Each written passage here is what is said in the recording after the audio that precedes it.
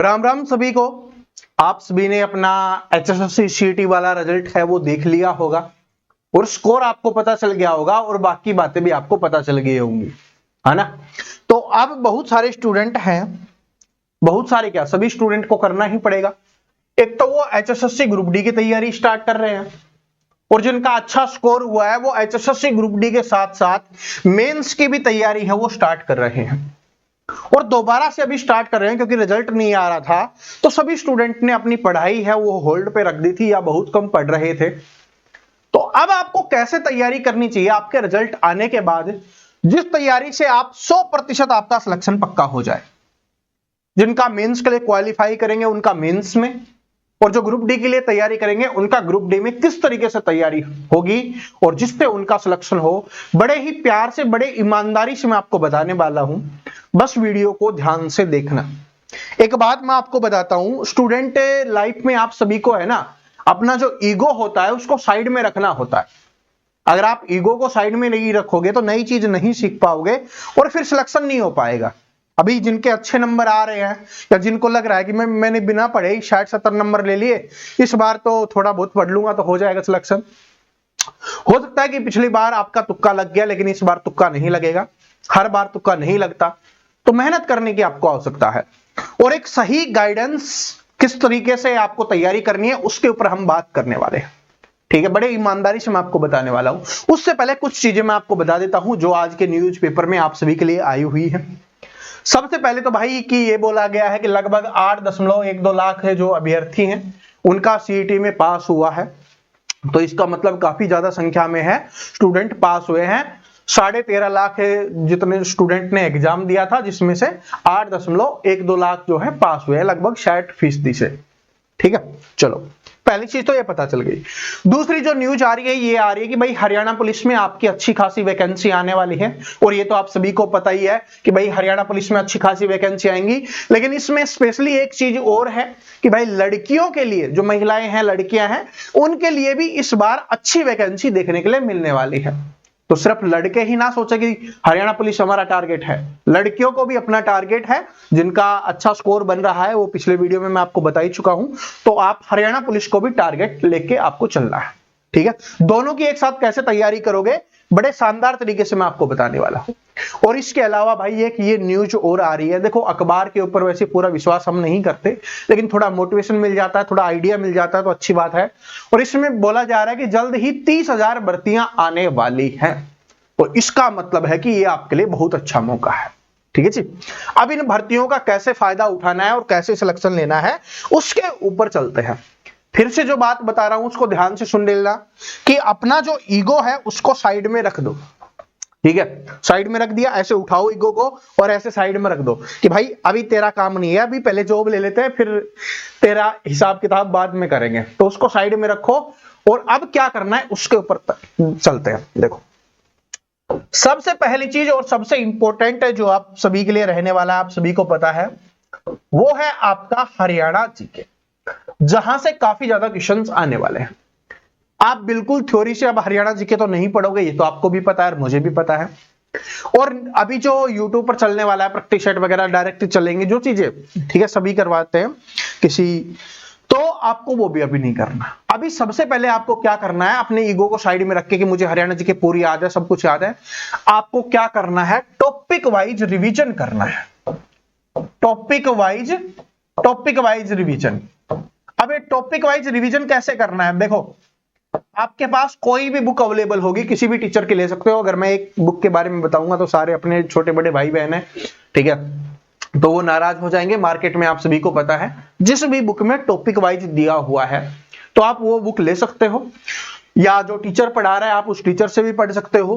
तो topic wise अब आपको रिवीजन करना है। इससे क्या होगा, पूरा टॉपिक का रिवीजन हो जाएगा। ऐसा नहीं कि थोड़ा सा जो आपको याद है वही रिवीजन होगा, नहीं, इसमें जो याद है उसका भी रिवीजन होगा, जो नहीं याद है वो भी आपको याद हो जाएगा। तो इसलिए हरियाणा जीके को आपको शुरुआत से करना है और टॉपिक वाइज आपको पढ़ना है। इसको आराम से पढ़ते हुए चलो, डेली के 1-2 टॉपिक आप रिवीजन कर लोगे। ठीक है, किसी दिन मान लो 1 हो गया, किसी दिन 2 हो जाएगा। ठीक है, क्योंकि कम ज्यादा ऐसे फिक्स मत करो और होगा भी नहीं फिक्स। कि इतने घंटे पढ़ाया जाएगा, कुछ परसेंट स्टूडेंट कर लेते हैं, वो बहुत तगड़े स्टूडेंट होते हैं, लेकिन ऐसे है कि भाई किसी दिन एक टॉपिक हो गया, किसी दिन 2 हो गया, किसी दिन 3 हो गया। तो इस तरीके से आपको ये रिवीजन करते हुए चलना है। पहली चीज तो हरियाणा जीके में दोबारा से हमें टॉपिक वाइज रिवीजन स्टार्ट करना है। इसके अलावा दूसरी चीज, दूसरा है इंडिया जीके। देखो इंडिया जीके की इंपॉर्टेंस को आपको बिल्कुल कम नहीं करना है। नेशनल जीके, इंटरनेशनल जीके, जो आपके इंडिया जीके हम जिसको बोलते हैं मैक्सिमम क्वेश्चंस, तो इंडिया जीके को भी आपको क्या करना है, इसको कमजोर नहीं समझना, इसको भी टॉपिक वाइज, सब्जेक्ट वाइज आपको रिवीजन करना है।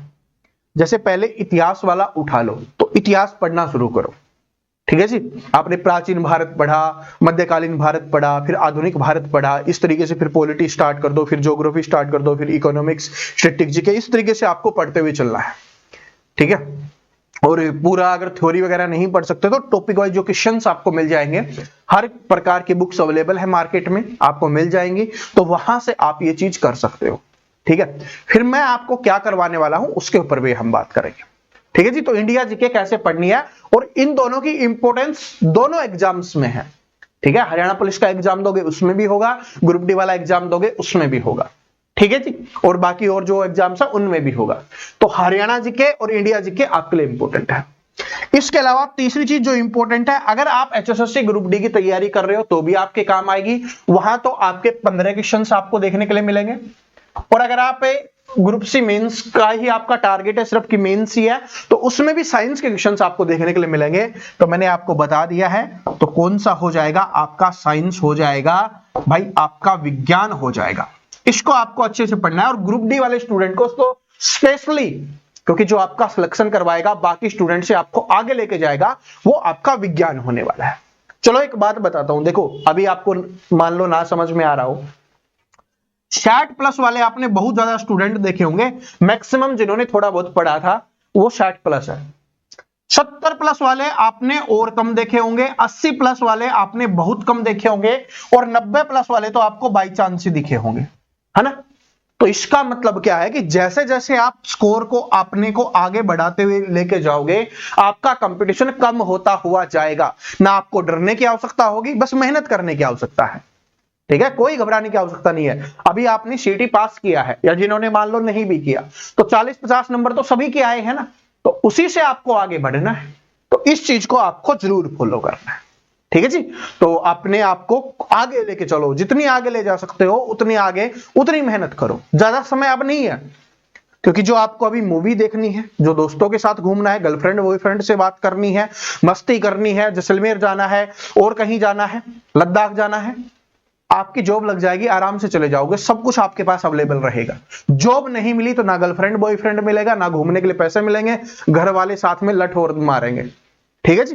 तो इसलिए इस बात को नोट कर लेना कि अगर अभी एग्जाम तक, आपके सिलेक्शन तक आपने मेहनत कर ली, तो फिर पूरी जिंदगी आप जो चाहो अपनी मर्जी से कर सकते हो, ठीक है जी। बस कानून का ध्यान रखना, ठीक है। इसके अलावा चौथा सब्जेक्ट जो आपको पढ़ना है वो है आपका मैथ्स का सब्जेक्ट, यानी गणित का। इसको अगर इसमें स्कोर नहीं करोगे तो फिर सिलेक्शन पॉसिबल नहीं है, क्योंकि जो कम स्कोर स्टूडेंट का जिनका बना है ना, आप चेक कर लेना, या तो इंडिया जीके में उनका स्कोर नहीं हुआ, या उनका मैथ में स्कोर नहीं हुआ, जिसकी वजह से आप भी देख लेना आपका कम स्कोर है तो, या अगर मान लो आपके 80 भी आए हैं तो 20 क्यों नहीं आए, तो आप देखोगे तो आपको मैथ में और इंडिया जीके में आपको प्रॉब्लम हुई है। तो इन प्रॉब्लम को आपको दूर करना है, ठीक है, इनको आपको दूर करना है। और ये आराम से देख, मैथ है ना, बहुत ज्यादा हरियाणा के लिए एचएसएससी एग्जाम्स के लिए आपको बहुत ज्यादा मैथ पढ़ने की आवश्यकता नहीं है। जो आपके एग्जाम के लेवल का है, जो उस हिसाब से जो आपके एग्जाम्स में आता है, थोड़ा देखो बाकी एग्जाम्स की तुलना में 70% सेम आता है, 30% एचएसएससी अपने हिसाब से डालती है, ठीक है। वो एचएसएससी का एसएससी में ना, रेलवे में ना, और कहीं देखने के लिए नहीं मिलता, ठीक है। या किसी किसी एग्जाम्स में कोई कहीं आता है, कोई कहीं आता है, तो एचएसएससी के हिसाब से आपको तैयारी करनी पड़ेगी, तभी आप स्कोर कर पाओगे। सेम ऐसा इंडिया जीके में भी है, ठीक है जी। मैथ आपने पढ़ लिया, तो एक सबसे आसान सब्जेक्ट है, उसको कैसे छोड़ सकते हो, और वो है आपका रीजनिंग। मैथ आपका स्ट्रॉन्ग हो जाएगा, रीजनिंग आपकी स्ट्रॉन्ग होने लग जाएगी। बस थोड़ी बेसिक चीजें आप समझ लेना कि इसमें टॉपिक में होता क्या है, ठीक है। तो इस तरह इसके बाद आगे बढ़ते हैं हिंदी। भाई इसको इग्नोर नहीं करना, जो आपका नंबर कम बन रहे हैं ना हिंदी में, इसके पीछे का रीजन यही है कि आप सोचते हो कि भाई मेरा हिंदी है सबसे आसान है, हो जाएगा। लेकिन जब तक पढ़ोगे नहीं, जब तक प्रैक्टिस नहीं करोगे, प्रीवियस ईयर क्वेश्चन से समझोगे नहीं, तब तक हिंदी में स्कोर पॉसिबल नहीं है। तो ये आपको करना ही पड़ेगा। इसके अलावा सातवां है आपका इंग्लिश है, ठीक है जी। इंग्लिश के लिए तो भाई आपको मेहनत करनी पड़ेगी, क्योंकि इसमें जिस स्टूडेंट ने स्कोर किया वो काफी ज्यादा, ये समझ लो 90% स्टूडेंट से आगे निकल गया। 90% स्टूडेंट से आगे निकल गया। अगर आपने 50% प्लस अगर आपने स्कोर किया है इंग्लिश में, तो आप बहुत ज्यादा स्टूडेंट से आगे निकल रहे हो। और इंग्लिश में आप अच्छा स्कोर कर रहे हो तो 90% स्टूडेंट से आप आगे निकल रहे हो। इस बात को नोट कर लेना, ठीक है। इसके अलावा आठवां है, अगर आप मेंस का एग्जाम दे रहे हो तो कंप्यूटर आपको देखने के लिए मिलेगा, ये वाला आपको जरूर पढ़ना है। यहां से भी आपके एग्जाम्स में क्वेश्चंस बहुत ज्यादा आने वाले हैं। तो देखो, मेंस वालों के लिए कंप्यूटर और ग्रुप डी वालों के लिए साइंस, ये ज्यादा इंपॉर्टेंट है, बाकी तो पूरी की पूरी सेम है, ठीक है। अब कैसे पढ़ना है वो मैं आपको बता चुका हूं कि एक चैप्टर उठाइए, उसके जितने भी क्वेश्चंस बनते हैं, जैसे मैथ रीजनिंग में एक चैप्टर उठाया, तो मैथ में कोई भी चैप्टर उठाते हैं तो लगभग 10 टाइप्स उसकी बनती हैं। तो वो 10 की 10 टाइप्स आपको आनी चाहिए, वो आप पढ़ लो। फिर चैप्टर में कहां प्रॉब्लम आएगी। जो एक्स्ट्रा एचएसएससी वाले क्वेश्चंस हैं वो आपको प्रैक्टिस सेट वगैरह में मैं करवा ही रहा हूं। मैथ के लिए पूरी प्लेलिस्ट आपकी बनी हुई है, तो वहां से आप देख सकते हो। रीजनिंग में भी आपको ऐसे ही करना है, साइंस में भी आपको ऐसे ही करना है, इंडिया जीके में भी मैंने आपको बता दिया, हरियाणा जीके में मैंने आपको बता दिया। तो इसे आपको फॉलो करना है जीरो से। ये समझ लो कि अभी आप जीरो हो, दोबारा से आपको पढ़ना है। जो आप ये मत सोचना कि हरियाणा जी की मुझे आती है, इसको पढ़ने की आवश्यकता नहीं है। भाई एक बार रिवीजन करना पड़ेगा, जो याद है वो दोबारा से रिवाइज हो जाएगा, दोबारा से फ्रेश हो जाएगा, और जो नहीं याद है, जो नए क्वेश्चंस हैं वो आपको याद हो जाएंगे, ठीक है। ये सभी के लिए मैं आपको बता रहा हूं, तो सभी को आपको करना दोबारा से, आप रीस्टार्ट करके करना है, ठीक है। ये ग्रुप डी और आपके जो मेंस वाला एग्जाम दोनों में आपके काम आने वाला है। अब देखो, मैं आपको बता देता हूं, हरियाणा जी के टॉपिक वाइज रिवीजन है वो मैं आपका करवा दूंगा, इसकी कोई टेंशन लेने की आपको आवश्यकता नहीं है, ठीक है। मैंने आपको बता दिया, जहां से आप पढ़ना चाहो पढ़ सकते हो, बुक से पढ़ सकते हो, कहीं से पढ़ सकते हो। और वैसे भी मैं आपको टॉपिक वाइज ये अब मैं आपको करवा दूंगा। अब आप सभी को मोटिवेशन मिल चुका है कि भाई सीईटी का रिजल्ट आ गया है, अब ग्रुप डी और मेंस की तैयारी करनी है, तो ये आपको मिल जाएगा। इंडिया जीके है ये आपको मिल जाएगा, साइंस है ये आपको मिल जाएगा, मैथ हमारा कंप्लीट हो ही चुका है, रीजनिंग भी आपका मिल जाएगा, हिंदी भी आपका मिल जाएगा, ठीक है। ये सारे के सारे 6 के 6 सब्जेक्ट है, वो मैं आपको यहां पर करवाने वाला हूं। और आप सभी को बताएं, मेरी क्लासेज एचएसएससी के लिए हमेशा फ्री ऑफ कॉस्ट रहती हैं और हमेशा ही रहेंगी, इस बात को नोट कर लेना। आपका ये भाई, बड़ा भाई, छोटा भाई, जो भी आप मानते हो, सर जो भी आप बोलो, ये आपके लिए हमेशा फ्री रहेगा। क्लासेज हमेशा आपके लिए फ्री रहेंगी, ठीक है। जिनमें मैं आपको पढ़ा रहा हूं वो सारी की सारी आपके लिए हमेशा फ्री रहेगी, ठीक है। तो इस बात को नोट कर लेना।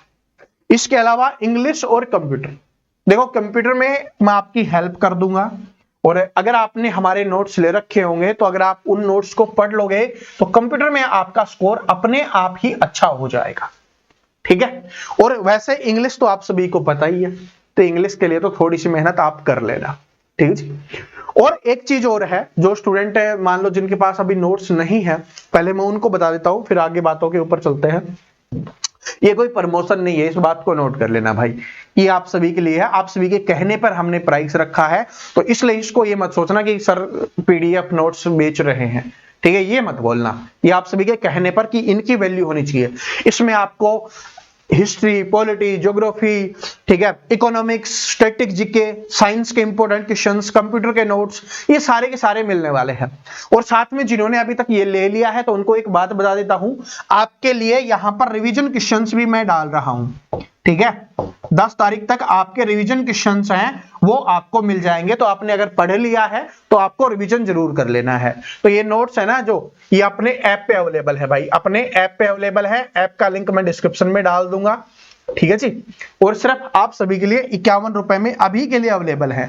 अभी इसका प्राइस है ना 10 तारीख से 99 रुपए हो जाएगा, क्योंकि जो हमारे स्टूडेंट है जो हमसे जुड़े हुए हैं उनके कहने पर हमने 51 रुपए रखा था।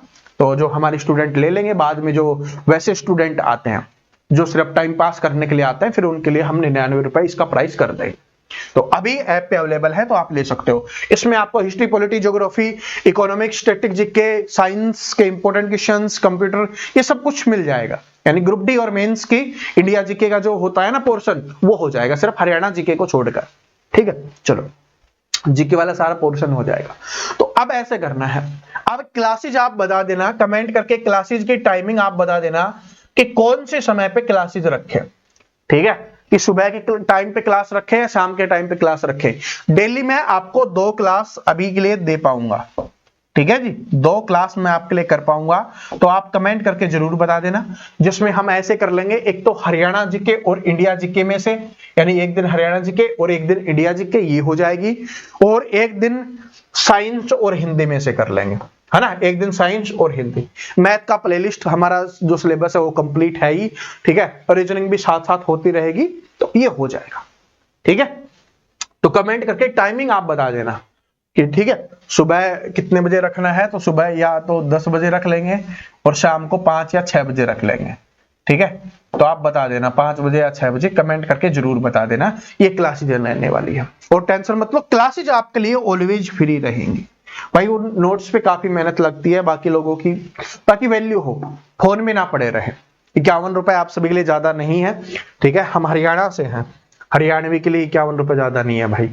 ठीक है, चलो, और अगर नए आए हो तो चैनल को सब्सक्राइब करके बेल आइकन को जरूर प्रेस कर लेना, वीडियो को लाइक जरूर कर दिया करो, और कमेंट में जो भी प्रॉब्लम हो, कुछ भी कहना हो, कमेंट करके जरूर बता दिया करो, और अपने सभी दोस्तों के साथ इस वीडियो को शेयर जरूर कर देना। ठीक है जी, मिलते हैं फिर कल क्लास में, तब तक हंसते रहिए, मुस्कुराते रहिए, पढ़ते रहिए। जय हिंद, जय हरियाणा, जय हरियाणवी।